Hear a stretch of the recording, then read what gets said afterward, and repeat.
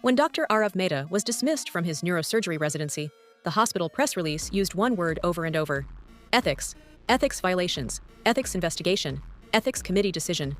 No one mentioned the sleepless nights. No one mentioned the lives he'd saved. And no one asked him if it was true. The complaint arrived anonymously, 37 pages long, meticulously detailed, terrifyingly specific. It accused Arav of falsifying operative notes, verbally humiliating patients, and performing procedures without consent. The committee didn't yell, they didn't accuse, they simply removed him.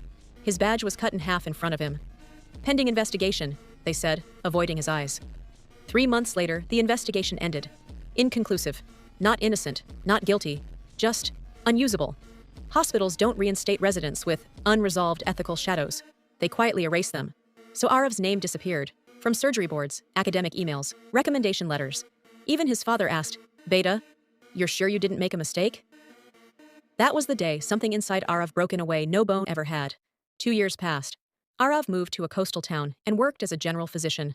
No prestige, no operating room, no future he once dreamed of.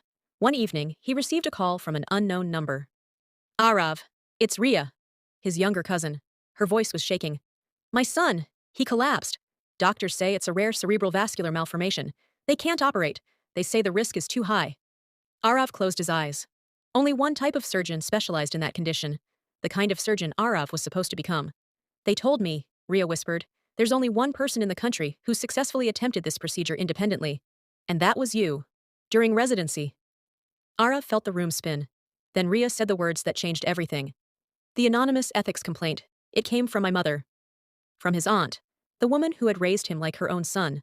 The woman who feared Arav's rise would overshadow her husband, another surgeon at the same hospital. She had destroyed him to protect her family's legacy.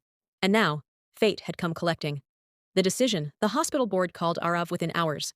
They spoke differently now, respectfully, urgently. "We can offer temporary surgical privileges," they said. "We'll issue an emergency waiver." Arav said nothing. That night, he sat alone, staring at his hands. These hands they tried to break. These hands they tried to silence. He remembered walking out of the hospital years ago, carrying his belongings in a plastic bag like a criminal. He remembered his mother's doubt, his father's silence, the shame. He could say no. No one could force him. Arav walked into the operating theater at dawn, not as a resident, not as a trainee, as the last option. His aunt stood outside the OR, tears streaking her face. "I'm sorry," she whispered. "I didn't think." Arav didn't answer. The surgery lasted 9 hours. Every decision balanced on a razor's edge. One wrong move, and the child would never wake up.